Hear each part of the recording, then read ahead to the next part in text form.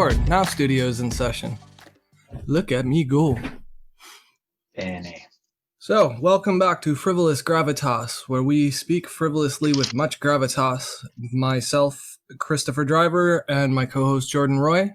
Today we're going to be discussing the subject of radicalism and extremism together. I'm not sure exactly how we're going to title it officially, but they're essentially synonymous with one another. So we'll start off with definitions of terms, just so we know what we're going to be discussing and what we're not going to be discussing as per usual. And I'll let Jordan take the wheel if you'll kindly lead us to our temptations. All right. Well, deliver us not from extremism.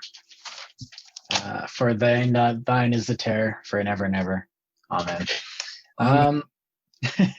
So in bastardization of sacred rights aside, we decided to take a crack at something that it's passed around a lot in modern parlance. You know, you see, these extremists, or they're just extremists, or they're just extremists, or radicals have taken over this area, a radical sect is talking about this, or and it's used very nonchalantly. But at the same time, we do see that there are actually those extremists in every facet of every discussion.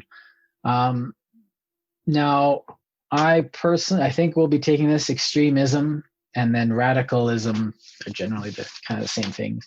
You do something radical that is going to extent or something unexpected. You do something new and different, but it's definitely an extreme. And extremism is you're going to an extreme. You're taking something to an extreme. So it's the excess that makes it extreme, right? That's what we're getting at. So yeah. Now, this is okay in rhetorical, so it's like, where does this line of thinking go when you take it to its extreme? And this is good with anything. Does it fall apart when I take, say, Darwin's theories to their extreme? Well, we learn a lot from that. But with other things, it's when you apply those extremes, it tends to cause a little problem. Now, extremism. So I'm going to be talking a lot about, we are going to be talking a lot about extremism. So the tendency to take things to an extreme, and then a radical rather than radicalism, because I don't want to use too many synonyms. So a radical or an extremist, someone who goes to an extreme. So a radical is like the individual, the noun, and extremism is like the subject matter, right? Yeah, and these are very interchangeable. I'm sure some etymologist is going to see this and just seethe at but for the purposes of our discussion, that's what we're getting. Yeah. Not that these are the definitions. Our definition. Right. We could look it up on the definition on like internet dictionary.com. Yeah. Jamie, pull that up.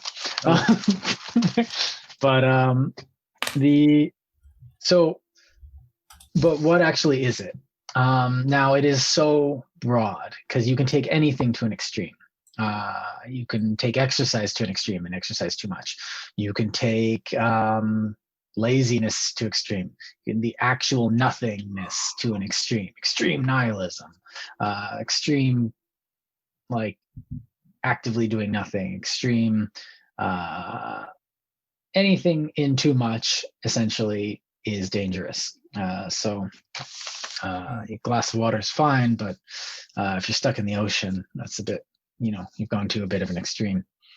So, which is a common theme across our past episodes, if we care to do a shameless plug. Yeah, check them out. Moderation is the key to everything. Yes. That golden mean. All right, this isn't COVID. I just talked too much. So if you're all worried. I'm terribly worried. So to get started,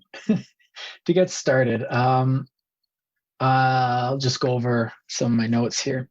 So one thing, if I want to start at, I guess, the most basic aspect of what is an extremist, what is extremism and what makes someone an extremist.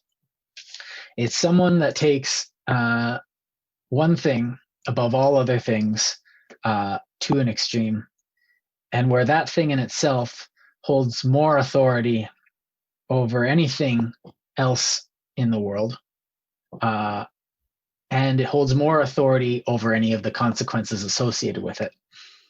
So the ends justify the means, essentially, no matter what. That's the philosophy of the extremist. Well, this is right? kind of my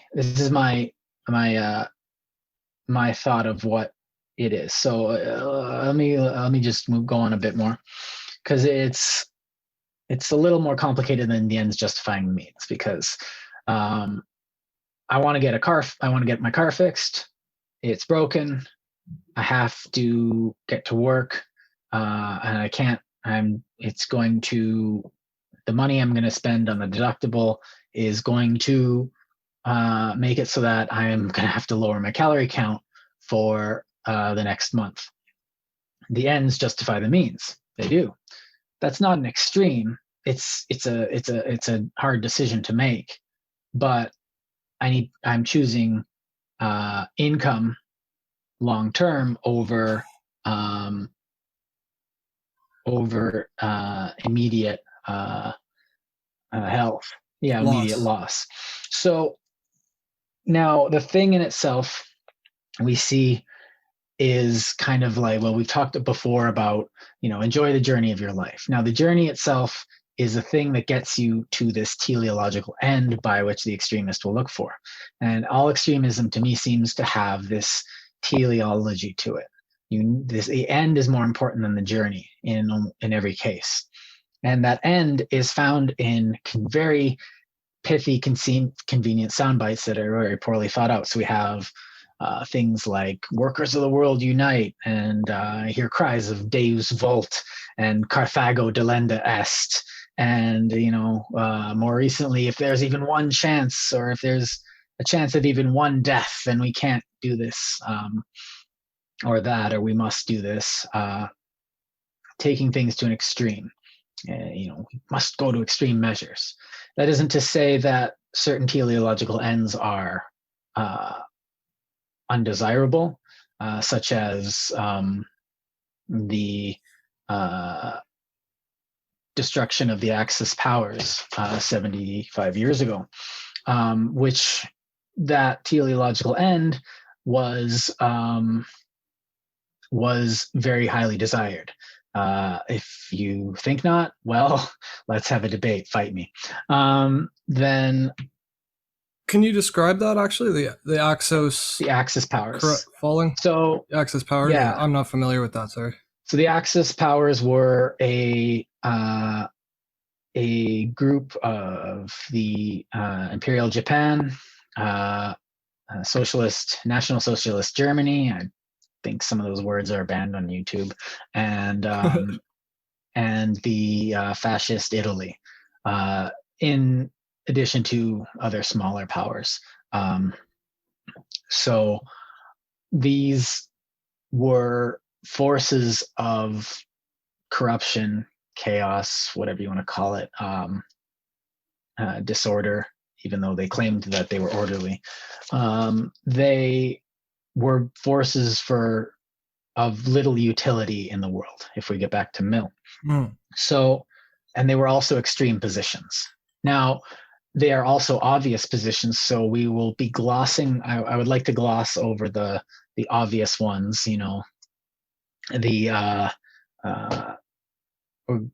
Go away from National Socialist Germany and the obvious other one, which would be, and glossing over any Stalinism or Maoism, because they're obvious. These are obvious evils, and they're obvious extremes. So what I want to get into is more mundane extremes, because we all, to some extent, hold some extreme positions, because Sometimes it's fun. And we don't Now, always sometimes, recognize when we're holding those extreme ideas too, right? right. So I want to go fast. No, I want to go fast. I'm going to do anything enabled to go fast. So, you're a teenager and you got your first car. Now, the teleological end is I want to go fast and I don't care what the consequences are. This is an extreme position. So the thing is that this is of little utility to anyone else. So the thing is that I'm getting across is that it takes all kinds. And the thing that, but there are ways out of it.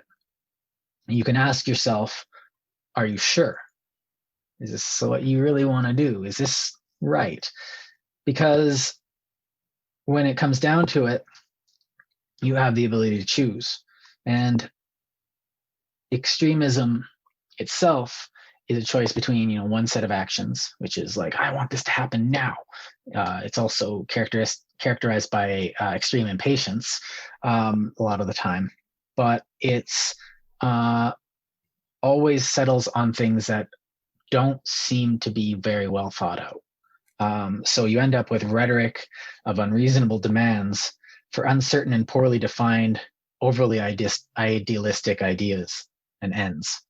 So again, there will be a communist utopia once the bourgeoisie is overthrown, and like all the petty bourgeoisie are going, but I don't want that. I'm just trying to live my life here.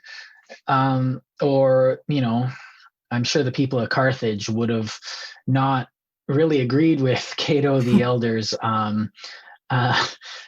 philosophy of,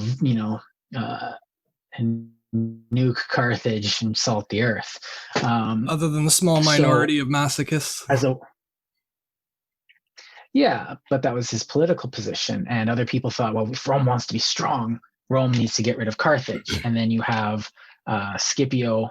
There's a story of him crying on the walls of Carthage after they've conquered it, and he's like, "Oh, what is this? Like, are you crying for the Carthaginians?" I might be telling the story wrong, but he's like, "No, he's essentially crying for Rome because he knows that the strength of Rome came from its antagonism against Carthage, and this extreme war of the Third Punic War, all the Punic Wars were in the end damaging to Rome, which kept it in check and kept it from going to such extremes that would show up later in Sulla, Caesar, Octavian, and the later emperors. Less so for more moderate ones, which weren't going to as much extremes, like, say, Aurelius. But although there are instances where that could be wrong, again, none of us are pure. Mm-hmm. Which is a key thing. Another ism there, Puritanism, we might have to get into as another version of extremism. Yeah, purity definitely shows up in a lot of these. And that's the thing. None of us are pure. None of us are sacred. We can strive for it. And that's a noble striving in itself, as long as, purity doesn't involve the destruction of others or the domination over others, unless it's, there are places and there are arenas for civilized combat, which is why we call them arenas, and we play hockey or football or baseball or whatever. These are civilized things that we can do, and you don't have to go to such an extreme to find that and to push yourself against others.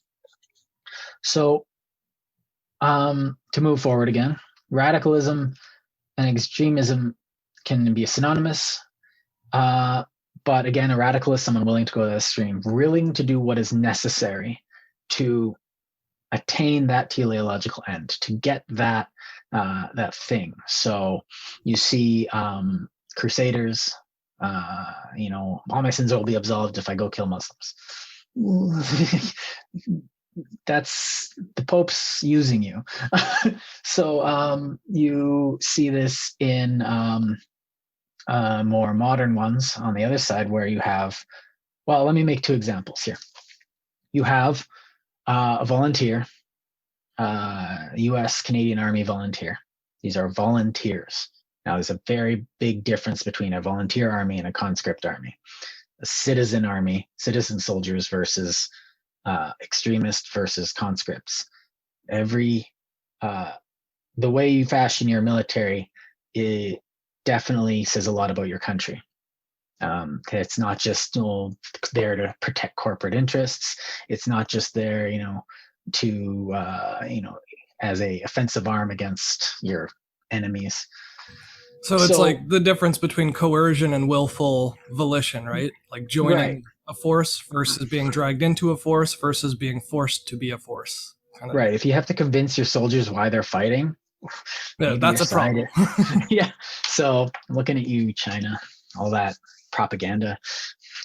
Most soldiers don't need propaganda.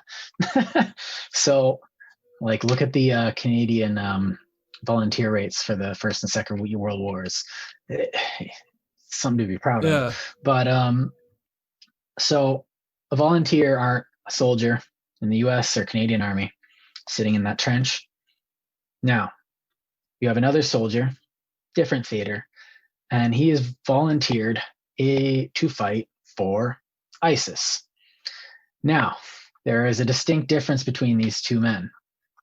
And a lot of people would make this as a false dichotomy and saying, well, a soldier's a soldier, all soldiers are bad, or all people that engage in any form of violence is bad. Although those tend to be the same people that think that words are violence, so shut up. So I'm going to ignore that. These people are different. One is there protecting, one is there and they make war to defend people, to defend things that they feel are worth defending. So like to protect their values or something like that, right? Right. One is there defending ends and is willing to do things for it. One hopes that they will survive and go home. The other thinks that, it doesn't matter if they survive or not, because, the religion of that sacrifice itself is part of the extremism. So you have, even in these extreme circumstances, you have these extremes. War itself is an extreme, and we should only do it when pushed to that extreme, and be ready for that extreme in case someone, decides to march into Vancouver and start marching east or something. And we should be ready in order to win that extreme situation, but we shouldn't be, looking for it. And anyone who looks for it is definitely bordering on extremism. Because, that's sort of what we mean by warmongering or whatever, right? Is when people are looking for combat rather than defending themselves from it. Yeah, if your country doesn't go to war for an extended period of time, that sounds like a successful country to me. Looking at you, Switzerland.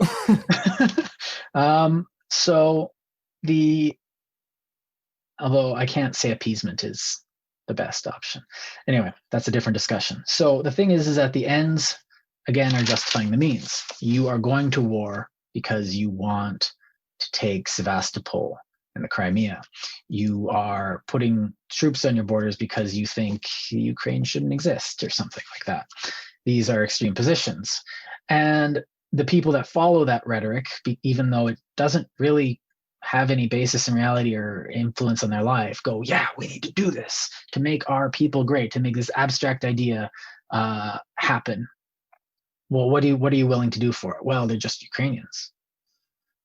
That's a common phrase throughout history, and it hasn't shown to be very happy for the other people. So you justify these evil things that you have to do in the case of good, and you end up with Batman scenarios or something where it's like, I do these things so others can't, or something like that. And I protect the good. Yeah, or like some Watchmen stuff with nihilistic nonsense. Other than that, because people, if you give them a chance, generally I think people will surprise you. And it's also that superhero complex too, where you sort of get the hubris to think that you can fix or save everyone because you're right and they're wrong. It sort of lends itself towards that extremist or radicalism. Yeah. And like, oh, I should be able to do this. It's like, well, if the entire town gets together and builds and refixes the road, we can all get it done faster. That's pretty good superpower to me. Yeah, Like, cooperation is the superpower. like if we all get together and put a fund in so that we can like all have health care, that's a pretty good superpower. So these aren't radical things. They're just things that we've constructed, things that are possible. Now, the thing I want to do is that people think in very simplistic terms. I keep bringing up Mill and utilitarianism.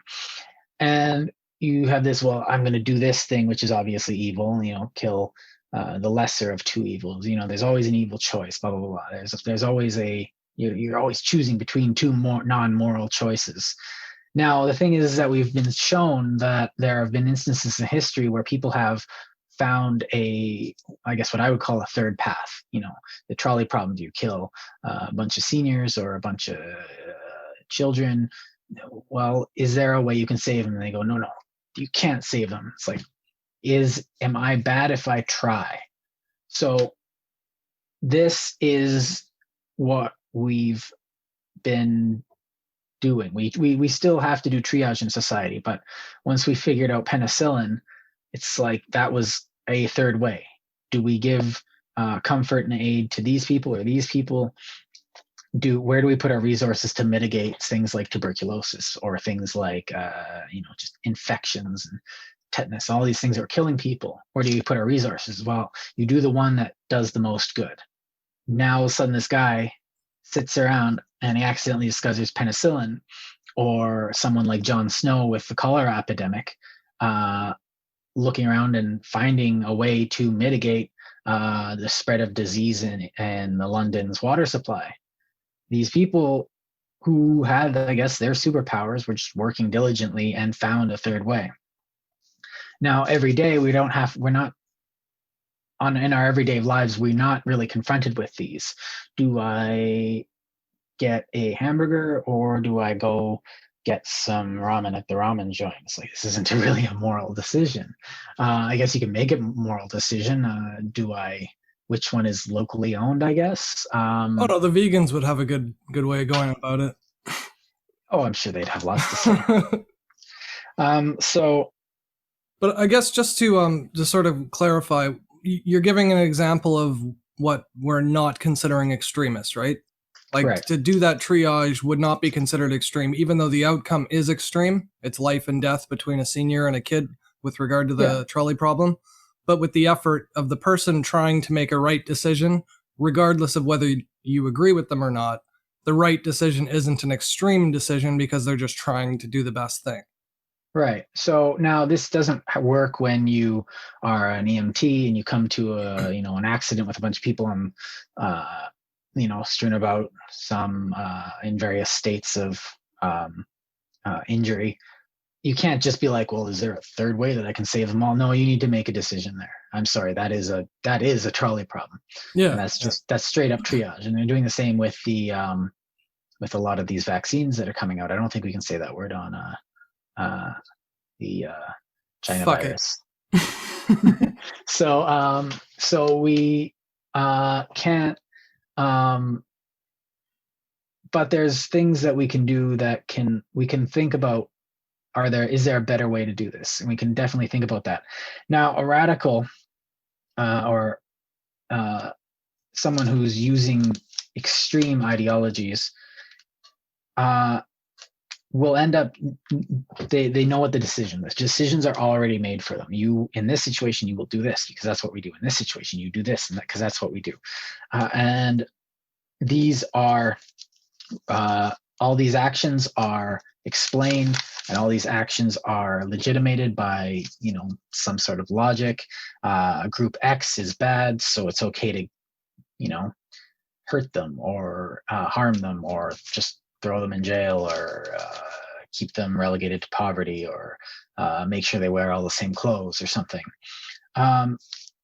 So these easy answers are generally a good indicator that you're dealing with an extreme position. If the answers are coming too easy, it's probably extremism. So now, if the answers are coming too easy, if this happens, do this, that's not a state of freedom. You do not have a place to choose. It's just like you are being subsumed by an algorithm that forces you to do something towards an end. You're giving yourself up to that algorithm of extremism in order to get that religious end you want. Do you think there are any situations where we should be able to say that if this, do that, and it's not extreme? Or is it a blanket case that all times there's a temporal myopia at play? Well, if you're coming up on a defense who shoots left, maybe deke right to get around him unless you're near the boards. But like, it's very complicated. That's like I said. But I'm talking, I guess, about the obvious cases. Yeah, the obvious cases. So the ones you can think of that I don't even have to mention. But like you see this a lot with, I guess, the last year of politics. So and so is bad. Anyone who says this word equals bad. So words like Second Amendment. That's Trump's side. Is it? There's a lot of Democrats buying guns right now, and I'm sure they'd like to keep them. They're finding out that waiting period is a thing, the one that they didn't think was happening. Or the word abortion. Each side, right and left, will have like, oh, abortion bad, and on the other side will be like abortion good, and it's like. But they jump to like the statement of you're a baby killer. Like immediately, if you have an opinion or a thought on abortion before discussing it, they'll label you and brand you as an extreme version of whatever they can imagine as the worst case scenario. I think that's the extremism we're talking about. Well, even if you're in the middle, both sides look at you like you're on the other side. So yeah. So now when you're on those sides, my thought is that you don't actually have freedom to choose. So before I said, you have to ask yourself, are you sure that that's right? You're watching the news and they say, this is bad. And you're like, oh, that's bad. That's not an act of freedom. You have to feel like, is it bad? And then you do a bit of looking up and you're like, well, it's not good. I don't like it. But yeah. So that's a use of freedom. That simple act of, checking before you agree. And you are allowed to have opinions on either side. But the thing is that when you act on those, when you go to the protest to protest the thing, and you don't actually know what you're doing there. I remember there was a protest here in in Edmonton here that I went to, and a news guy went up to this kid and he's like, what do you think of this thing? And he's like, oh, I don't know what to say. And I like look down at him because I'm standing on this ledge to get a good view, and I look down and be like, say something worth saying. And he's like, and then he like goes, never mind. And I was just like, see, I said one thing that forced him to think about what he was going to say before going, yeah, do this, because everyone's just listening to the person talking and agreeing with them, going like, yeah. And then everyone's feeling great that everyone's there in agreement with them. And I'm just standing there going, just because I'm here doesn't mean I agree with you. Like, one, I'm here as a historian to see what's going on. Two, I'm here as a citizen to see what the rhetoric's going on. Three, well, there is that like, is there going to be a fight I want to watch? Well, it's also the curiosity. Like, you want to hear the best argument they have to make. If you don't agree with it, you want to hear them out. That's the whole thing. And I was disappointed because they didn't make any arguments. They just made accusations. I had the same problem with the Occupy Wall Street movement, where as an economist and a trader, I went to the protests, and it was impossible finding somebody who could speak cogently on the matter they were protesting. Yeah, so we'll talk about Occupy Wall Street probably in a subsequent more in a subsequent session where we'll get into like another episode, you mean, right? Another episode where we get into protesting and activism, because foreshadowing, because believe it or not, I took part in the Occupy Wall Street movements in Winnipeg. I'll have the papers out next time to show. So I do have a few things to say, but that'll be for next time, back when I was an extremist. So an extremist taking these positions where, and if I go back to the beginning, the thing in itself is more important and has more authority than the consequences of attaining that thing, and supersedes any other things that people could want, then they deny themselves and others the freedom to choose. They become slaves, and the end in itself is the chain that shackles them. The freedom offers no teleological end, but allows the individual to choose again, to make amends, to find a third path, any harder path that will take strength, thought, discipline, and courage. And once any road is blazed, others can walk down it. If you choose again and find a better path, well, other people can follow you, and they can find their own paths from your path. And that's called how growth. Thank you. It is. It's growth is almost ideas. Yeah, growth is almost a slur nowadays. Oh, it's like progress. Look what progress has got us. It's like, well, not everyone's unhappy, and you haven't died of, typhus, or cholera, or tuberculosis. And infant mortality isn't like 3 out of 7. Yeah, women aren't generally afraid to get pregnant anymore. They can decide to, which is in itself like growth. And this in itself, this ability to choose, is something, and probably the most powerful tool you have against personal extremism and other extremism. So, if people tell you, stand up with us, put up your hand like this and do it, you just be like, no, I choose not to. Or if you can choose to work on a problem instead of just talking on a problem. You can choose to engage in more substantive debate rather than relying on sound bites and cliches, and rather than using your own words and your own thoughts. And if you rely on others, then you are nearing extremism. But it becomes extremism not when you're not thinking, but when you're moved towards the end, that end you want, that end that you think will be the best for humanity or the best for everybody, is more important than any other end, because we need a lot of things in this world, not just one. And I think it was it Friedrich Hayek in The Road to Serfdom who discussed that when society works on just one thing at a time, we lose all the other things, and which fall apart. We need to all work together in diversity, which has kind of been a theme of this entire series. It's similar to Paul Freire and his Pedagogy of the Oppressed. He sort of touched on a lot of those same isms, I guess. And then speaking of isms, maybe I'll just go back quickly to the Webster Dictionary of Extremism, just to sort of differentiate what we are covering and what we're not. The quality or state of being extreme, super useful definition. Thank you, Miriam. Advocacy of extreme measures or views, see radicalism. So there really isn't a clear-cut definition of extremism. So it's important, I think, in our discussions, as we have just done, to sort of delineate what we are and aren't discussing, just because the concept itself isn't an ism. Most isms are like really densely packed set of ideas pushed into one word, so you don't have to reiterate them over and over again. But in this case, like no matter where you speak of extremism in any walk of life, it's entirely relative to the context that you bring it into.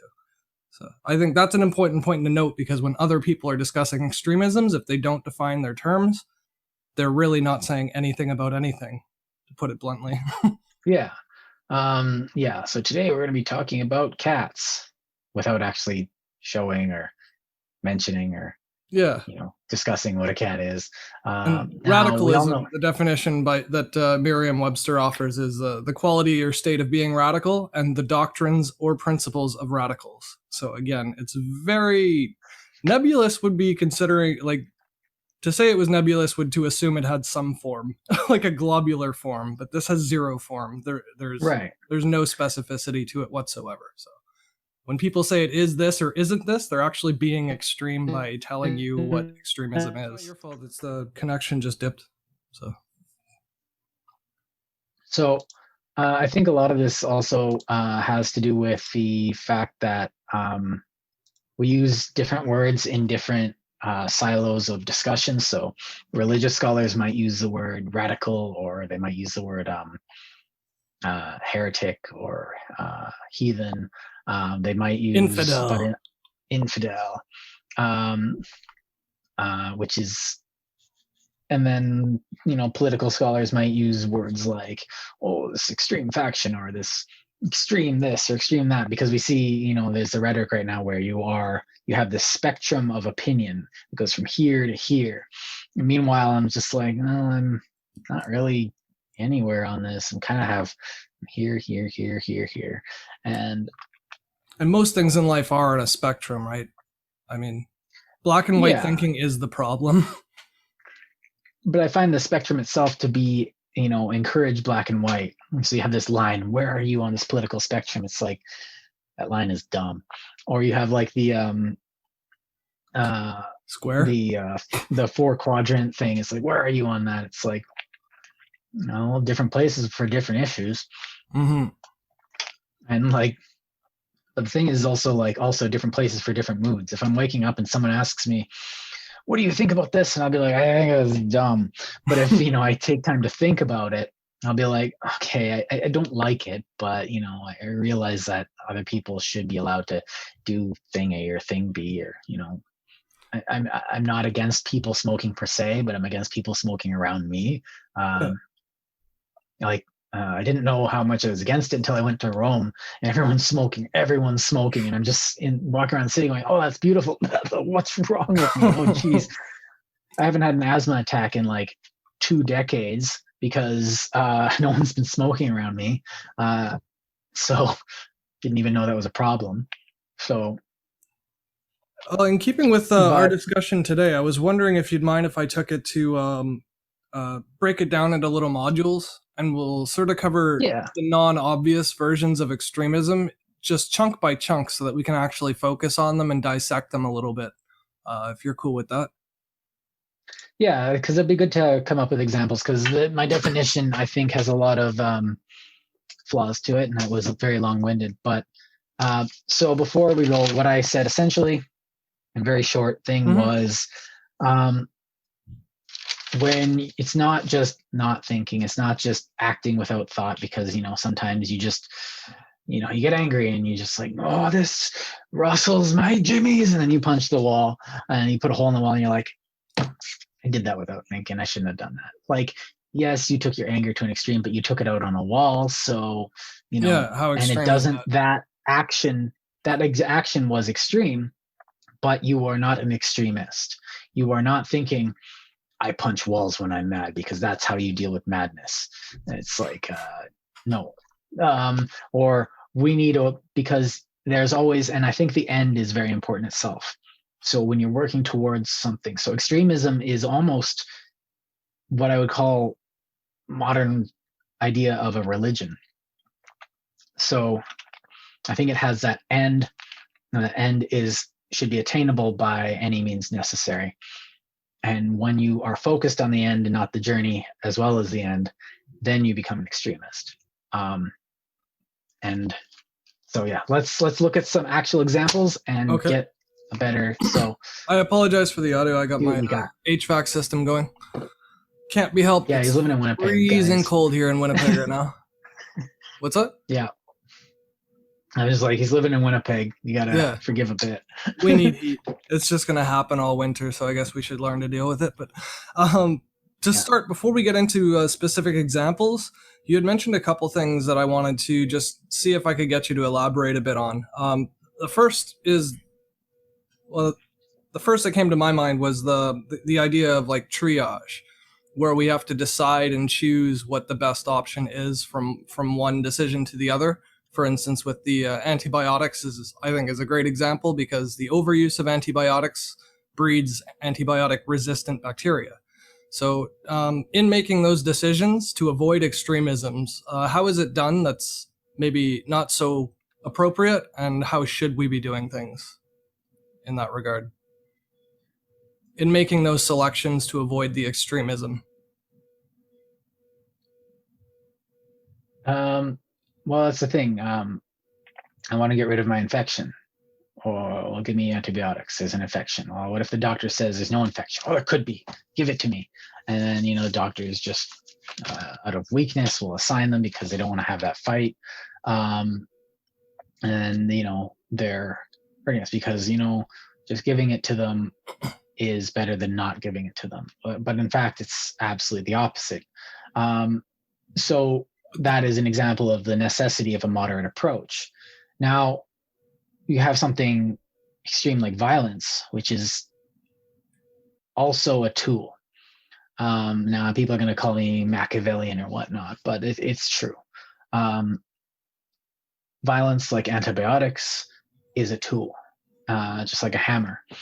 If you're building a house, you need a hammer. Or, if you're building, have a carpentry project, you need a hammer and nails. But if you're putting a book back on the shelf, you don't need a hammer to get it back onto the shelf. You just put it there. It's too much of a tool. You're using extreme. Well, I want to make sure. Well, it's the same thing with something like violence, where if there's an angry mob coming for you because they want one thing or another, they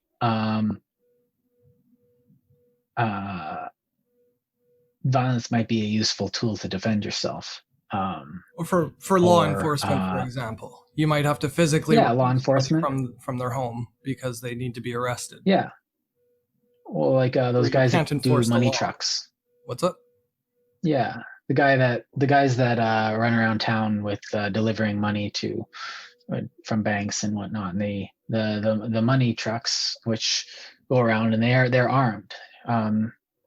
They are cognizant of the fact that people want what they have to such an extreme that they will need to back that up with a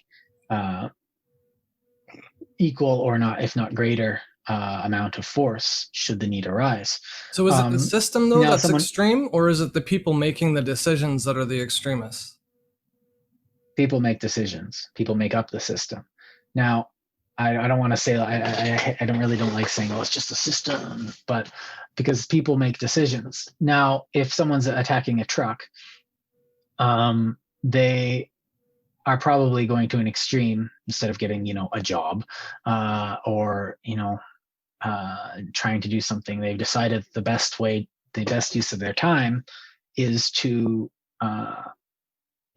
attack a money truck or do something there to commit burglary or some sort, instead of taking the harder path. Well, I need money because, you don't understand that it's a necessity for them to do it. You don't understand life on the streets. It's like,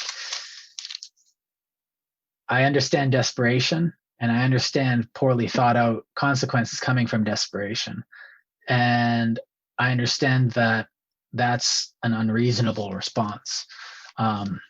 So on the flip side, somebody robbing that armored truck, though, to say feed all the homeless people for a day, like even if their motives were virtuous or they believed in what they were doing to be the morally just, robbing from banks who didn't invent the money themselves, it's the people's money, it should go to whatever idea they come up with. Yeah, well, you get that Robin Hood idea, but that would be extremist too, right? Yeah, well, you get the idea of like a Robin Hood character. Well, I'm doing this because I'm putting the money back on the street. It's like, neat. Why don't you guys start a business, get an investor, go get a plan together, go to people with money and be like, I've got an idea. Would you like to, support us? And eventually, if you knock on enough doors and you have a good plan, you might get a yes. You might get a couple of yeses. But, we don't think it's not just the villains that are the extremists though, right? No, of course not. To fall under the categorizations that we're talking about, it covers any type of view itself where the goal itself is, as you said, the means, and by all means. Yeah. So let me just make this clear, I guess, that there's no such things as villains and heroes. There are people that do heroic things, and we are all villains to some extent. And we're all capable of villainy. And sometimes it's like, yes, there's gray areas, and there's all that, you watch Batman or something, it's just like, whoa, everything's gray, moral choices are complex, deep. It's like, yes, we are all, well, it's that famous Solzhenitsyn thing, the line between good and evil goes down the heart of every man. And that's because we have choices to make in our life. And yes, sometimes we have to do bad things, but it's good to think that those bad things are well thought out and justified. So again, we go back to war. D-Day was a tragic event, and the months after D-Day were all tragic. Though nothing about that was, there was heroic men doing heroic things, but they were doing still very extreme things. And those extreme things it was done, but it was well thought out enough that this was the best option out of all the other options. Like the losses of hundreds of thousands of people was the best case scenario. And it took a lot of people a lot of time to think that was it. Now, I think I'm getting off track. So I think that was a perfect segue towards the revolution, which is the first thing I was going to mention. Okay. So, yes. Yeah, I had a reason for steering you this way. Okay. So maybe you could speak a bit about like how extremist views influence social reform.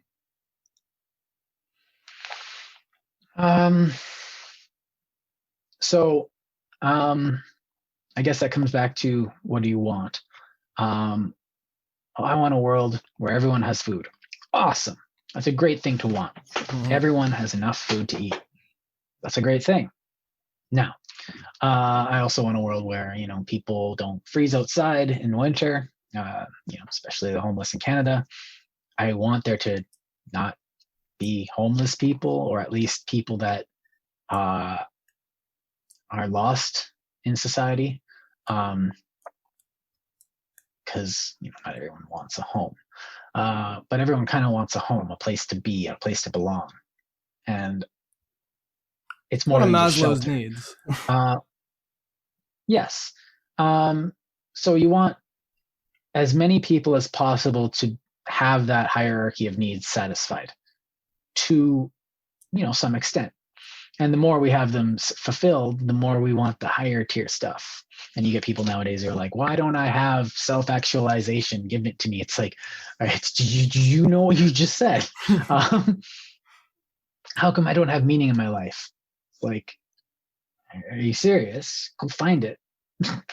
You have eyes, go read a book. So a lot of people are turning towards seeing that when there's a failure of that, they think that the system's collapsing around them. And I think what's happening in the States right now is a perfect indicator of, sorry, I strained voice, don't want to lose it. Is a perfect indicator of these expectations not matching with reality. Now, my first example will come from a couple hundred years ago, and we can compare and contrast it with nowadays. And I think it's very useful to. So keep in mind everything that you've seen on both sides, take them equally, as you always should, and compare and contrast them. Now, the story, I guess I'm going to start telling, starts in after the 7 Years' War. One of the combatants, the Kingdom of France, spent all of its money on a losing war, which they fought all over the planet against various other forces. most prominently the British Empire, which they lost significant ground in colonial holdings. Now, regardless of what you think about colonial holdings, that's not the point here. The point is that the French crown went into immense amounts of debt, which it wasn't able to pay off. Now, the monarchy felt that it was in control and that its privileges were, God sent, and they're not willing to give them up. But the thing is that the peasants weren't living very well. So this, coupled with certain extreme Enlightenment rhetoric, Enlightenment rhetoric taken to its extreme, namely, we have created a scientific society and we should just give it to everybody. So they're taking Locke and saying everyone is born free. They're taking ideas of science and they're adapting them to politics, and is saying we can form a scientifically stable society and apply these concepts to this and that. Look what America did, without actually looking at what America did, because what the Americans did was actually successful, extremely successful, because they had consulted Enlightenment thought. They had also consulted previous proper constructions of free states. They had also consulted the Iroquois nation as to how to structure certain parliamentary structures, which the Iroquois had constructed. Go look up the Iroquois Confederacy. They are fascinating in every way. Anyway, so the French didn't pay attention to how much work that the Americans had put in, because the Americans had those founding fathers down there, they had come up with a conception of what the country should look like before they instituted. They came up with a plan instead of a vision. So here's what we want. What do we have to do to get it? Rather than here's what we're going to get. What do we have to do to get there? And so the French, thinking that they were, Talleyrand and all these guys paying attention, look over themselves and they go, we're not free. Everyone's the same. There's only one or two people that are free in this society. So they attacked them and overthrew Crown in 1789, and the French Revolution started. Now, this quickly got out of control because they hadn't made a conception of what they were doing. They were playing it by ear, and they were treating the revolution itself as an end. We won't be done until we reach some utopian goal, which was never really defined. They hadn't answered, what do we want? Well, we want a revolution. Well, they got it. Now it's terrible. So you end up with phrases like this. And this is Maximilien Robespierre in one of his speeches. I could also quote Marat, but he was even more vitriolic. So Robespierre said, "It is necessary to stifle the domestic and foreign enemies of the Republic or perish with them. Now, in these circumstances, the first maximum of our politics ought to be to lead the people by means of reason and the enemies of the people by terror. If the basis of popular government in time of peace is virtue, the basis of popular government in time of revolution is both virtue and terror. Virtue without terror is murderous. Terror without which virtue is powerless. Terror is nothing else than swift, severe, indomitable justice. It flows then from virtue." So, what is he saying? He is legitimizing the use of lethal violence on his own people and the people external to the revolution, and saying that anyone who is other can be subject to any action, regardless of how severe. So this was poorly defined. This was all he says was anybody who is against the revolution essentially can be subjected to a terror. So in our society, we do have similar structures. The state itself holds a monopoly on violence, which is manifest in police and military forces. Now, the police forces, if you exhibit actions which are immediately endangering the life or person of another person, they have the ability to use violence on you. So this goes back to, I guess, Locke, where if you are endangering someone's life or person, you are in a state of war with them, and the body of the people has the right to exercise war against you in the form of, violence if you persist, or the legal system if you surrender. Now, terror is very poorly defined. So you have this extreme position. We can subject anyone we deem other to this position for the means of the revolution. Now, what is the revolution? Well, it's anti-monarchy, but it's also anti-power. It's anti-bourgeois. It's anti-rich. It's pro everything the French thought was, French.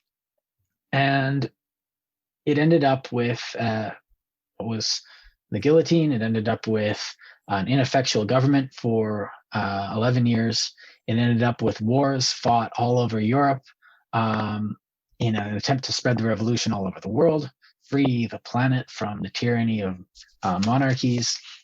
Meanwhile, the British had done something similar, but less bloody 100 years before in the Glorious Revolution, and a couple hundred years before that with the Magna Carta, where the rights of the nobility and the crown were slowly being eroded, and the rights of the everyday citizen were being expanded, and the franchise was being expanded up until the early 20th century, where women started to get the vote, and in America, where blacks were given votes.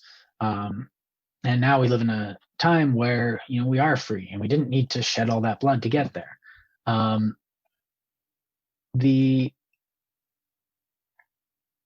The justice is also poorly defined. So you have these ideas. So you have virtue, that which is right. Now, that which is right is held up by terror. So use of this is a virtue. So you're legitimizing this indiscriminate force on those you call other without definition to perform a justice, which is almost impossible in itself to define. I want justice. Cool. What is that? Instead of using the word justice, why not tell me what you really want? Now, what they wanted is probably looks a lot like what we have today. Now, this didn't work at all, because 11 years after the revolution started, they swore, all the people, the citizens of France, swore their allegiance to the emperor, Napoleon I, who in another extreme move attacked and brought the revolution and destabilized Europe in a way that had never been seen before, in the name of the revolution. Would it be all right if I just stopped you there for a minute? Sure. Okay. You've left me so much to chew on and dig through here. I just wanted to make sure it didn't get too far ahead of ourselves before. I was pretty much done there. So essentially, what I'm saying is that the extremism of the French Revolution ended up producing nothing at all like what they wanted, and they didn't get any of their ends. In fact, they ended up with an even they traded one master for a different type of master. So one monarchy, an emperor for a king. Which one would you prefer? Well, they wanted neither, and they got, they traded one in for another. So this is an example of extremism, and the extremism didn't stop, and it ended poorly for a lot of people. Thank you very much. Thank you very much for that. You give me so much to twiddle your noodle over. I guess I'm going to go in chronological order just because my memory works that way. I forget the later things first. So the first thing I wanted to see if I could poke at you is you had mentioned there was two types of approaches with regard to the revolution. There was the here's what we want and how do we get there, and then there's here's what it should be and how do we get there. Could you sort of help us differentiate those two? There's actually three. Well, I would say there's four in my opinion. This is my opinion. This isn't really. I probably missed some of them, so I'll give you more. No, I didn't get into a couple of them. So the easiest one and the one that's easiest dismissed is if you want an approach to change, burn it all. Now we're seeing a lot of that nowadays. Burn it down, build something better. Something will be built better later. And you see this with a lot of the Greta Thunberg stuff. Now that's a very nihilistic approach, so we may get into that, but I don't know. Now there's also the incrementalist approach. Oh, yeah, there's also the increment. Yeah, so the incrementalist approach, which is a lot like the British approach. So a little bit of freedom at a time. As you slowly integrate it. So this is kind of the Edmund Burke school of progress. The baby steps approach kind of thing, right? Yeah, let's think about it before we go through. Now, I'm a fan of Edmund Burke, but I'm also a fan of Locke and a lot of other guys who disagree with him. Now, Immanuel the Kant. American one, yeah. Now, the other one was the American approach. So the incrementalist approach is very much like the British approach. Now, the American approach would have been the what do you call it? So they had been thinking a long time about separating. There were a lot of guys just sitting there being like, it'd be awesome if we didn't have to pay taxes to Britain and we ruled ourselves. And everyone else is like, yeah. And they were thinking about this for a long time, and they were reading, and they were these very intelligent men who were sitting around trying to figure out what they could build that would actually endure, instead of trying to, and they were looking at a lot of examples from all over what works. They were reading the Greeks, they were reading the Enlightenment thinkers, they were reading the Bible, they were talking to the natives, they were talking to the French, the British, the everyone, because they wanted to do something that would permit people the most freedom. And it ended up working. And for a long time, you've had America was generally a more peaceful place and a place of more progress than anywhere else in the world. And that's made it powerful. I think a lot of the Americans ignore that. They think that their country is either great or terrible based on without even understanding why they are great and terrible. The last one is culminated in kind of the French Revolution or the Communist Revolution in Russia, where it's like, I guess it's very much like the burn it all down. Maybe it is the same one where it's almost like the opposite. They just take control of everything and then try and fix it from the top down, right? Well, that's what it ends up looking like. So they say we're going to burn it all down and get rid of it. But what ends up happening is they kill all the people at the machines, and they just at the machine of state, and then they just put themselves down in that spot and be like, and they're like, oh, that's kind of comfy. Now I'm going to pull these levers. I'm going to pull these levers, but better and with a Yeah. more morality and virtue. So, and that's and they realize that they have no idea what they're talking about. Now, a good place to go with this, and to contrast with this, are the autonomous zones in the states that are popping up right now on the west coast of America, in Seattle and Portland. The Chaz and whatever the one they're calling in Portland is. I don't have much respect for these, but they are an interesting case.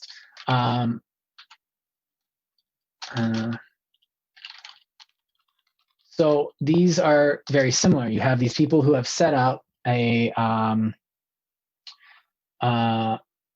you have people setting up these zones in these cities where they take over and they try and create their own laws, and they try and create this better, place. Look, we'll just let us do it. We'll show you how great we are. But they end up doing the exact opposite and falling into the same traps that we saw our own society getting into, setting up poor police forces, setting up unequal laws, treating people unfairly, or without regard to unfairly with regard to the law.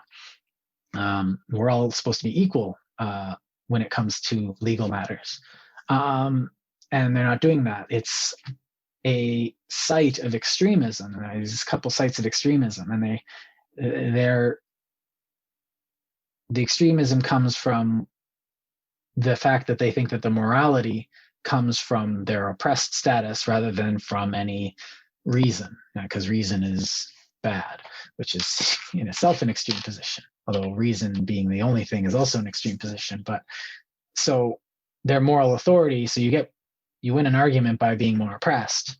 So those who are more oppressed become the upper class in these places, and it's okay to do violence to people as long as you're not. So it becomes this terrible place to be. Now, despite their best intentions, you mean, right? Right. So we see this is a small scale, so a micro scale occurrence. It seems to happen when people rely on extreme views to guide them, rather than sitting down and thinking. And a lot of this is, I'm almost thinking that what we're doing with this conversation is that we're going beyond the word extremism. So I keep trying to refer back to it, but I think that's chaining me down, so I might just ditch it.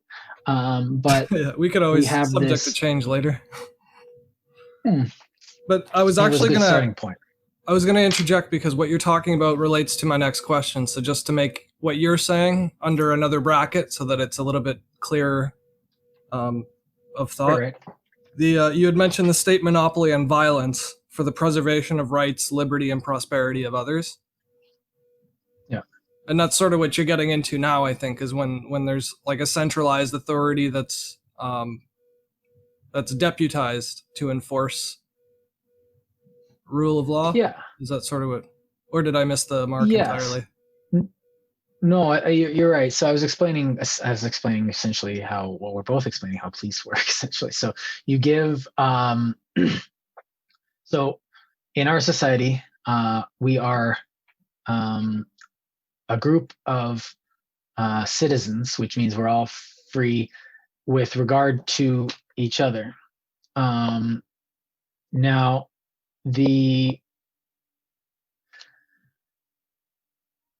because we are free with regard to each other. Sorry, let me start again. Because we're all citizens together and come together to form a government, an authority of the people, we have to provide representatives to defend. So soldiers, we're not going to. Historically, we have chosen and conscripted, and it would be unlikely, but it's not I wouldn't rule it out. But generally, we go for volunteers before we will go to conscription. Now, we also have to provide representatives to go into the government. because, someone needs to do our paperwork and talk about the issues that some of us don't want to deal with. Because, you run a sporting goods store and you shouldn't need to worry about what your municipal government's doing, or, school trustee or something, because maybe you don't have kids and you don't need to worry about the schools as much. Other than that, your taxes better be going to a good school rather than, just an edifice of education. Then we also need people to mitigate the inherent chaos of humanity. There will always be certain elements in our society, just individuals in our society that act without regard to others, well-being or happiness or property. So, we see that this is a lot of people that are desperate, that are mentally unstable. Some people would say that this comes from, the structure of a society itself, but people make mistakes and it places them in difficult situations. And generally, people are going to make bad decisions a lot. And some people's bad decisions end up hurting others. And that's when we need somebody to protect us domestically, because when you use the army to protect us domestically, well, there are some certain things there based on, a national body sent in to aim its guns at the citizenry. Doesn't really work. So that's why we regard to a police force. They serve a different purpose. Would you qualify that as a version of extremism, though? Like having a force that's meant to be violent? Or only if it's employed in an extremist way? No, I think, you got at something there. So it's a force that has the capability of violence rather than a force that is meant to be violent. So you see something like the NKVD or the Cheka in the Soviet Union, whose in purpose was to be violent to the citizenry, to provide that terror, so that the people would stay valuable members of the revolution. Root out counter-revolutionary ideas. So we give them the ability in our society, in Canada here, to be violent. And the same way that if you are standing in line at a grocery store and someone tries to take a swing at you, you have the potential to, hit them right back. Now, that's the potential. I don't go around hitting people, but I know I could if, pushed into a corner. So we make sure that these people are able to make that choice in the best way possible, which is why in the States right now you see that they did not make sure that these members of society who were trusted with these powers were adequately able to make those choices and not adequately trained to make those choices. Whereas there are instances of, training better police officers, creating better, more equitable policing. So we want them to be able to use violence when it's necessary, but we want them to be able to make that choice in a logical and reasonable manner, even if they have to make it real quick. Like, and that gets down back to that if X do Y kind of thing. We're trying to avoid that because that's the extremism, right? We want them to make a judgment call in the moment because that's the most humane, centrist sort of way of going about it. Am I hearing you right? Yeah.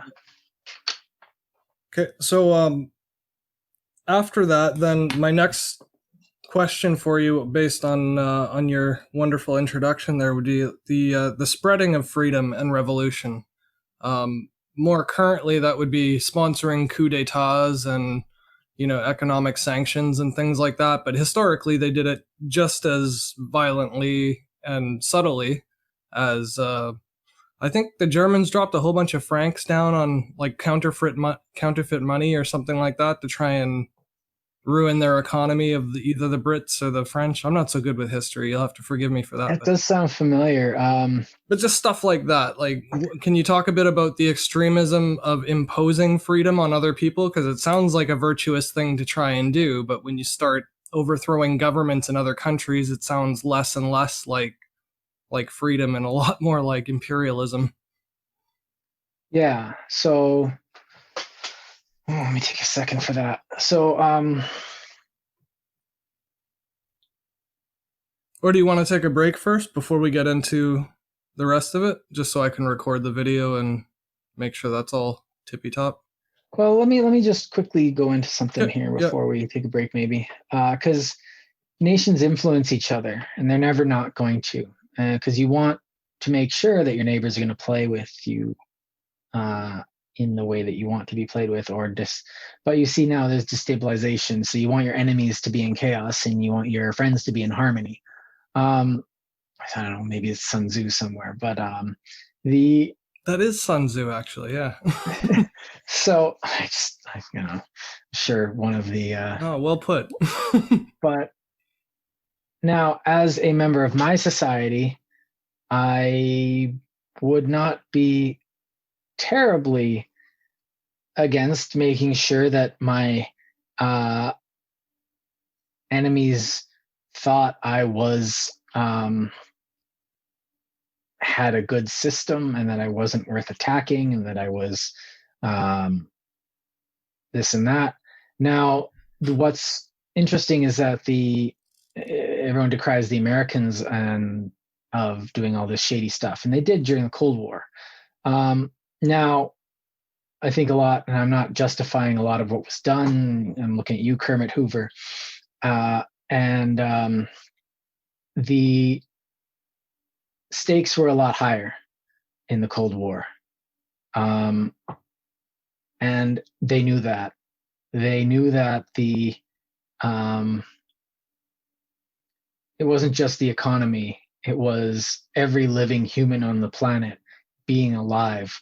And so they were willing to go to more extreme lengths in order to do that.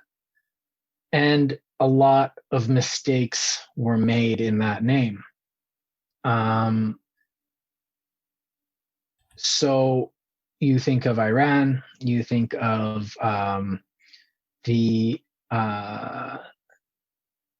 you think of Central America, anyone who Egypt and deciding to go with the Soviets, so they lost a bunch of Americans just pulled out and said, "Yeah, all right, you're on your own." There's a mountain of things mistakes that were made on every single side. The Cold War, and I think we forget this, was a war. I feel like I'm justifying and decrying at the same time. Don't worry, I'll present the opposition after you're done. I'm trying to. So I think we took a lot of extreme options, and I'm not willing to condemn things from a seat of peace that I'm sitting in. But I feel like a lot of decisions could have been made a lot better in the Cold War. And I'm sticking to the Cold War because everything after the mid 80s is a very, very, very different animal. How so, though? Could you explain that a bit? Oh, you want a book? No. So once the Cold War dropped, America became like Rome without Carthage, and started throwing their weight around. And for a time, everything was peaceful. And they made some stupid mistakes after 9/11, which I really don't want to get into because that will cause digressions. Yes. So that's a subject in and of itself. Yes, we could get into that, but I don't want to get into it because we know what happened. Now, the interesting things is that we are facing, and I want to focus on rhetoric rather than instances of history, because extremism isn't so much an action as a justification of action. So you get all these sides: Russia, China, America, EU, whatever political bloc or opinion bloc of you want to go to of rhetoric, each pushing one side or another. And the influence from, sorry, I think I'm moseying around this point. So the thing is that the influence is that every country is pushing against each other country is propaganda to support their aims in the world. Now, a country works towards its ends. Now, some countries will be more extreme, say like a Islamic theocracy, or something like ISIS, which claims, or Kurdistan, which will do a lot of things in order to gain independence. And whether or not you think that's right or wrong, it's Kurds are kind of fighting anybody who's not liking them that day, which doesn't seem that extreme because they're kind of surrounded. But you see, what happens is when you imbibe that influence and that propaganda and make a worldview out of it. Now, Workers of the World Unite is just as bad as we shall do anything to stop the spread of communism. Those are extreme positions. Now, sending influence over is, status quo. If your country doesn't do it, your country's not going to last, period. I'm sorry. You didn't play the game. It's that simple. You think without propaganda, a country can't survive in the long term? I think without trying to influence the opinion of your opponents, your country is going to become influenced by those opponents. I think you need to come out with your own identity as to who you are as a people. Okay, well, maybe like that, but what you want as a country. Now, it can be. It doesn't have to be. We shall crush and attain the Lebensraum. But why not just have? We want to have a sustainable future where our citizens live free and peaceful. This is what Canada is. This is what we want for it. Can you do that without imposing your beliefs, though, on other countries? Or is that a necessary component to it? Well, the thing is that they're doing it to you. We're getting Russian propaganda. We're getting Chinese propaganda every day. And it's having an effect. We have people pushing these strange ideals that have nothing to do with our country in our country, saying, well, we need to become more like China. It's like, no. Why? Where is this coming from? So the enemy does need to know to some extent your intention. What does that country want? And who are you? Why do you not mess with me? And I'm kind of explaining influence and propaganda and why you kind of need to have something out there rather than just, and it shouldn't be stupid. A lot of it comes out in like, visit Alberta, go climb our mountains, they're great. Travel ads, he means. Yeah, thank you. But at the same, like we see a lot of that from China. Like, look at our Great Wall, aren't we impressive? Aren't we impressive? Yeah. Look at our big dam and its bulge. Yeah, that's the dam's not looking so healthy. No, I also predicted that, by the way, but I like it. I don't like it when things happen, but I do like it when my predictions come true. Yeah. So I think when it comes to extremism, you want to have that message be rational, I guess, and not, we will fight and destroy all of our enemies. It's like, well, why not, instead of, we will actively go out and destroy our enemies and, beating your chest like the Cold War powers, or flexing your muscles like China's doing right now at everybody who looks at them. And why not just be like, look, our stuff, we are a peaceful country. But historically, when we've been pushed into a corner, we have acted very, very effectively. So let's all play friends. That's a less extreme measure than beating your chest on the world stage. So now a lot of people would say, well, you're still threatening violence. You're still doing this. It's like, no, I'm saying I want peace, but I'm willing, walking softly but carrying a big stick. I want prosperity, sustainability, and peace for Canadians, Americans, Mexicans. I literally want it for everybody. And I understand that you're going to have that, and that's going to form in a different way as to the, mores of whatever group you are. Now, I do think authoritarianism doesn't allow for that. And I don't really think freedom itself is a extreme. Now, does that mean, I'm coming to your question finally, does that mean that I'm going to impose freedom on other groups of people? No. It was a mistake to go into Afghanistan. Oh, dang it, I did it. Because bringing them freedom was, it didn't work. Now you can claim whatever. In the end, it didn't work, and they may want it later, and they'll make it for themselves. And that's the thing; they'll make it for themselves.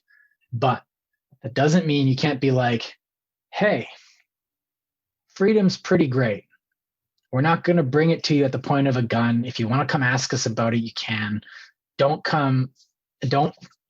ram airplanes into our buildings, and we won't." Yeah, because we tend to act very chaotically when that happens. We realize you hate us, and we don't care. If you want to come over, try and get in. We'd love to have you, but and if you want, our scholars and our technology, let's talk. But I'm not going to come in and give it to you at the point of a gun. So the propaganda there is, here's our conception of rights and freedom and why we do the things that we do. We think authoritarianism is not a good way to live. Yes, you get things done, but you don't exist as humans. No one wants to be a robot. It's not conducive. I can't even remember who said this. I think it was Douglas Murray or something, but it's not a good place it's not something you'd want to live in. You're not acting as a person that exists as a person. You're existing as a person that exists as a machine. So that's where I'm coming from. And I can say that to all these people in all these other countries. Now, to bring it to them at the point of a gun or with a spear, that is an extreme position. So I have my beliefs. I'm allowed to have my beliefs because I can't know anything for sure. So I'm going to have to take a couple things on faith and reasonably work these things out. But if I blindly have those things and I blindly take and force those upon others, and that's an extreme position. I think that's a good place to break for now. Come back at you with part 2. Yeah, we'll see you in a bit. Thanks.